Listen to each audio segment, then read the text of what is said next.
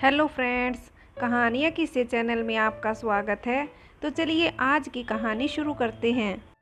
मेरी देह रात भर उसके इंतजार में तपती रही। ऐसी तपन तो कभी मैंने ज्वर में भी महसूस नहीं की थी, जिसे कि आज मैं इस बरसात के पापी मौसम में महसूस कर रही थी। पापी क्यों न कहूँ मैं इस मौसम को, पापी जो मेरे जैसी न जाने कितनी दबी कुचली स्त्रियों के अरमानों को सुलगाने का काम करता है। तो हुआ न फिर ये पापी। अभी पिछली बरसात में ही तो कजरी के गर्भ ठहर गया था उस बेशरम शंकर से। ये मर्द जात भी हम स्त्रियों का गोशत सूंघने और हमारी स्थिति भांपने में क्षण भर की भी देरी नहीं करती है ना। कजरी की गरीबी और 4 बच्चों का बोझ, हाँ तो क्यों न कहूँ मैं उन बच्चों को बोझ जिन्हें उनका बाप पैदा करके भूल गया हो। दिन रात शराब पीकर धुत पड़ा रहता है और इस तरह से कजरी के घर में खाने के पेट कुल हैं और कमाने के हाथ बस 2। वैसे तो शंकर की गिनती भी कोई रईस जादों में तो नहीं होती, पर वो कमाने और हथियाने के पैंतरे बखूबी जानता है। बस शंकर की मदहोश कर देने वाली नज़रों ने न केवल कजरी जैसी प्यासी स्त्री की प्यास को पहचाना, बल्कि उसकी मजबूरी को भी बाखूबी भुनाया। हम अकेली स्त्रियों को आखिर कब तक ये समाज के गिद्ध नोच कर खाते रहेंगे, आखिर कब तक? वैसे इसका जवाब भी हम स्त्रियों के पास ही है, और वे यह है कि जब तक हमारी देह तपती रहेगी, ये समाज के भेड़िए हमें यूं ही नोचते और खसोटते रहेंगे। मेरा ब्याह 14 साल की उम्र में हो गया था। मेरे बापू का मानना था कि कन्या के जवान होने से पहले यदि कन्यादान कर दिया जाए तो कन्यादान का पुण्य दोगुना हो जाता है। पुण्य के दोगुने होने का तो पता नहीं, पर मैं रो रो कर 3 गुनी जरूर हो गई थी। पूरा मुँह और आंखें सुजा ली थी मैंने रो रो कर। कभी अपनी बकरी मीठी के छूट जाने का दुख, तो कभी अपनी सहेलियां रंजो कमला और केतकी से अलग हो जाने का भय मुझे बेहताशा रुलाए जा रहा था। बाकी शादी क्या होती है, इसका तो मुझे रत्ती भर भी पता नहीं था, क्योंकि आजकल की लड़कियों की तरह उस वक्त न तो सिनेमा देखने का चलन था, न ही लड़कों से दोस्ती। हाँ, ये कन्यादान के दोगुनी पुण्य वाली बात मेरी जरूर शादी के 3 महीने बाद नीरज के साथ शहर आने पर पूरी तरह से दूर हो गई। जब सुलभा चाची मेरी इस बात पर ठहाका मार कर हंसी और फिर मुझे अपने पास बिठाकर बड़े ही प्यार से समझाया कि कैसे हमारे समाज में कुछ मर्दों द्वारा ये प्रथाएं बस अपने हित के लिए और स्त्रियों को दबा कर रखने के लिए बनाई गई थी। सुलभा चाची एक पढ़ी लिखी स्त्री थी, जो कि आज में जीने वाली शख्सियत थी, और शायद इसी कारण उन्हें मोहल्ले पड़ोस में सब अच्छी औरत न मानकर एक बिगड़ैल घोड़ी कहा करते थे। और आज इतने सालों बाद न जाने क्यों मुझे वो बिगड़ैल घोड़ी खुद में दिखाई दे रही है। देखो न वो आईने में, कंचन नहीं है वो है एक बिगड़ैल घोड़ी। मेरी माँ मुझे बहुत प्यार करती थी और वो मुझे बहुत कुछ सिखाती व समझाती भी रहती थी। मुझे याद है एक बार जब गुड़िया दीदी, जो कि मेरी पड़ोस में रहती थी और जिनकी शादी काफ़ी बड़ी उम्र तक नहीं हुई थी, जब एक दिन वो मेरी माँ से कह रही थी कि वो अब कभी शादी नहीं करना चाहती, जिसकी वजह मुझे अपनी शादी के 2 साल बाद पता चली, तो उसकी इस बात पर मेरी माँ ने जवाब दिया था कि एक दिन वो खुद ही अपना फैसला बदलना चाहेगी और तब तक कहीं बहुत देर ना हो जाए, क्योंकि गुड़िया पेट की भूख से भी बुरी होती है शरीर की भूख। ये इंसान को अंधा बना देती है। मेरी माँ द्वारा कही गई इस बात का मतलब मैं आज बहुत अच्छी तरह से समझ चुकी हूँ। खैर, गुड़िया दीदी के इस फैसले के पीछे की वजह थी उनका सामूहिक बलात्कार। सुनने में कितना आसान शब्द है ना ये, बलात्कार, पर जो इस खौफनाक सच का सामना करता है उसका शरीर तो फिर भी कुछ दिनों में इसके घाव से उभर आता है, पर उसकी छलनी हुई आत्मा, उसका वजूद कभी भी इस घिनौने हादसे से नहीं उबर पाते। गुड़िया दीदी को मैंने हंसते खेलते और चहकते भी देखा, और फिर बीमार, और फिर बहुत बीमार भी देखा। अपने माता पिता की मौत के बाद अपने मानसिक रूप से रोगी भाई को लेकर रोजी रोटी की तलाश में वो शहर आ गई थी, और फिर जब हर तरफ हाथ पांव मारने पर उन्हें यहाँ सिर्फ भूखी नजरें ही मिली, तो उन्होंने उन भूखे भेड़ियों से अपनी छलनी हुई आत्मा को मारकर अपनी आत्मा पर बोझ बनी हुई देह का सौदा कर लिया। और अब जब कभी वो इधर से गुजर जाती है तो कुछ शरीफ लोग उसे धंधे वाली कहकर थूकते हैं, मगर एक बात मुझे बिल्कुल भी समझ में नहीं आती है कि ये शरीफ लोग उस वक्त कहाँ होते हैं जब किसी औरत को इनकी शराफत की सबसे ज़्यादा ज़रूरत होती है। और उस औरत के खुद को कीचड़ में उतारते ही ये अपनी शराफत का ढोल पीटते हुए न जाने कहाँ से अवतरित हो जाते हैं। अवतरित, हाँ, तो हिंदी विषय में एमए जो कर चुकी हूँ, तो हिंदी अच्छी बोलना बनता है ना मेरा। मुझे पढ़ाने का पूरा श्रेय सुलभा को ही जाता है। हाँ, मैं अब उन्हें नाम से ही बुलाती हूँ, उन्होंने ही कहा है मुझसे। अब ये उनका अपनी कम उम्र दिखाने का तरीका है या मुझे सहेली बनाने का ढंग, मुझे नहीं पता, पर सुलभा सचमुच बहुत अच्छी है।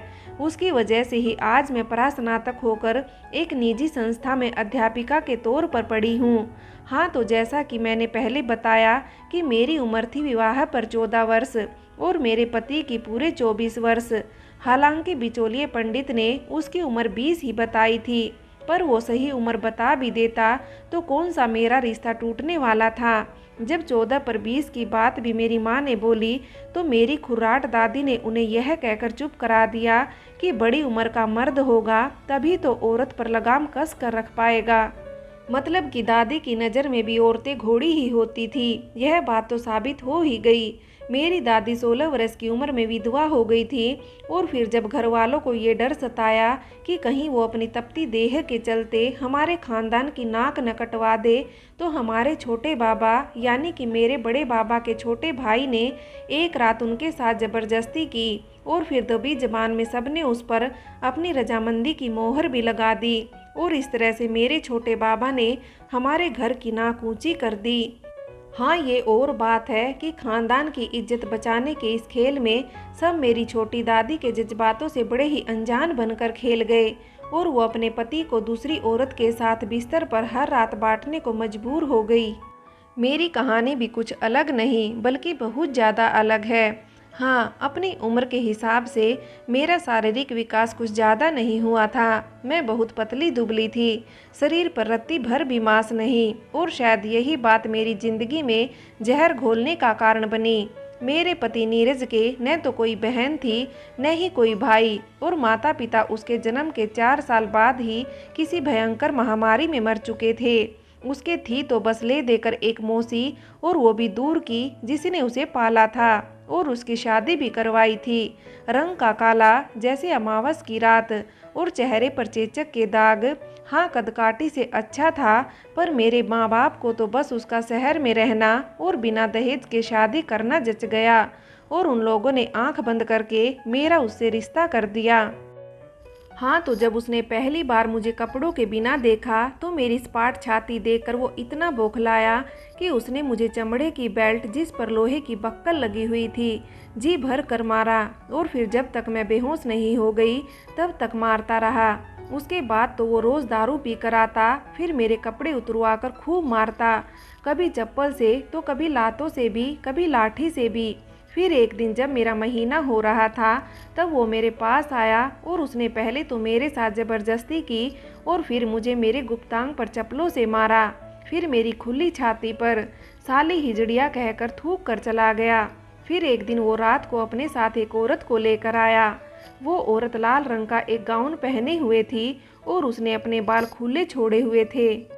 वो देखने में शक्लो सूरत से तो अच्छी नहीं थी, पर उसकी देह मांसल थी। वो एक भरे हुए बदन की औरत थी। मैं उसे देख ही रही थी कि मेरा पति उसकी तरफ अपनी उंगलियों का इशारा करते हुए मुझसे बोला कि देख, इसे कहते हैं औरत। फिर उसके सामने उसके गाउन पर पड़ा हुआ दुपट्टा हटाकर फेंक दिया और उसकी छातियों की तरफ इशारा करते हुए बोलने लगा, देख साली देख, इसे कहते हैं छाती। उसकी भरी हुई छातियाँ मानो उसके गाउन के बड़े से गले के बाहर निकलने को मचल रही थी। सच, उसके गले से बाहर झांकती हुई छातियों को देखकर एक बार को तो मुझे भी खुद पर बहुत शर्म आई। मैं कुछ कह पाती उससे पहले ही वो औरत को लेकर मेरे बिस्तर पर कूद पड़ा। फिर उसने उस औरत के कपड़े उतार दिए और मुझे मार का डर दिखाकर उसी तरफ देखने के लिए कहा। वो उसकी छातियों की तरफ बार बार इशारा कर रहा था और उनसे खेल रहा था। फिर वो दोनों मेरे देखते ही देखते कब एक दूसरे में समा गए, मैं अपने आंसुओं के पर्दे के पार देख ही नहीं पाई। इसके बाद तो ये उसका रोज रोज का सिलसिला बन गया। औरतें बदलती रही पर मेरी स्थिति वो ही रही। वक्त बढ़ता गया, फिर बढ़ते हुए वक्त के साथ ही मैं भी बड़ी हो गई। धीरे धीरे मेरी छातियों के उभारों में भी मांस भरने लगा। जहाँ मेरी जवानी मुझ पर मेहरबान हो रही थी, वहीं उस काले नीरज की उम्र बढ़ रही थी और यही कारण था अब उसे मेरी छाती के उभारों से कोफ्त होने लगी थी। कभी वो मुझे मोहल्ले के किसी लड़के से जोड़ता तो कभी किसी से। फिर इन सब का मुझ पर कोई खास फर्क नहीं पड़ा तो उसने मुझे सताने का एक दूसरा ही तरीका निकाल लिया। अब वो रोज़ रात मुझ पर अपनी मर्दानगी निकालने के नए नए तरीके आजमाने लगा, जिसने मेरे शरीर के साथ ही साथ मेरी आत्मा को भी बहुत बुरी तरह से जख्मी कर दिया। वो मुझे सिगरेट से नहीं बीड़ी से भी जलाने लगा, तो कभी मुझ पर दारू डालकर मुझे जिंदा जलाने की धमकी देने लगा। मगर हद तो उस दिन हो गई जब उसने मेरे पेट में लात मार मार कर मेरा 3 माह का गर्भ गिरा दिया। उस दिन के बाद मेरे जीने की हर एक उम्मीद उस डॉक्टरनी की इस बात से दम तोड़ गई कि अब मैं कभी माँ नहीं बन सकती। उस हादसे के बाद मानो मैं पत्थर की बन गई और फिर उस भेड़िए ने मुझे मेरी माँ के घर भेज दिया। हालांकि मेरी गरीब माँ को मुझे देखकर कोई खुशी तो नहीं हुई, पर शहरी बेटी से उसकी कुछ उम्मीदें जरूर जाग गई। और फिर जब उसे मेरी तरफ से अपने हाथ खाली मिले तो 2 रोटी का बोझ उसे बेहद भारी लगा और बिना मेरे किसी सुख दुख को जाने या समझे बिना ही उसने मुझे बिना टिकट रेलगाड़ी में चढ़ा दिया, जहां मुझसे टिकट तो नहीं पूछा गया, पर जनरल डब्बे में मेरे जिस्म से खिलवाड़ करने वालों की मुझे कोई कमी नहीं लगी। उसी डब्बे में एक कोने पर सिकुड़ी सी बैठी हुई एक लड़की पर मेरी नज़र पड़ते ही मेरा ध्यान मुझ पर से हटकर पूरी तरह से उस पर चला गया। वो कोई 7-8 साल की बच्ची थी। कपड़ों से तो वो ठीक ठाक घर से ही लग रही थी, पर शायद उसके माता पिता खुद के बारे में ऐसा नहीं समझते होंगे, तभी हमारे देश के सैकड़ों माता पिता की तरह ही वो भी उसे अपने गरीबी की आड़ में कूड़े की तरह फेंक कर चले गए थे। मैं उसके पास में गई और फिर मैंने उसे वहाँ हवा में तैर रही तमाम भूखी नज़रों से बचाने के लिए अपने आंचल में छुपा लिया। मुझे पता था कि मेरे इस फैसले का खामियाजा मुझे ज़रूर भुगतना पड़ेगा, पर मैं उसे इस तरह से वहाँ मरने और कुचलने के लिए छोड़ भी तो नहीं सकती थी। आज न जाने क्यों उसे देखकर मुझे अपना बचपन याद आ गया। वो ही दुबली पतली देह और भोली भाली सूरत। मैं जब घर पहुंची तो नीरज घर में नहीं था। फिर मैंने खिचड़ी बनाई और उस लड़की को खिचड़ी खिलाई और खुद भी खाई। पूछने पर पता चला कि उसका नाम पिंकी था। अगले दिन जब सुबह नीरज आया तो न तो उसने पिंकी को लेकर मुझसे कुछ सवाल जवाब ही किया और न ही मुझसे झगड़ा। अब मैं बहुत खुश थी। मुझे लगा कि शायद उस हादसे ने नीरज को बदल दिया और फिर पिंकी में मुझे मेरी ममता का सहारा नजर आया। मैं अब उसे अपनी बेटी ही मानने लगी थी। समय बढ़ता रहा और इस बीच सुलभा के कहने पर मैंने महिला वर्ष में हाई स्कूल का फॉर्म भी भर दिया।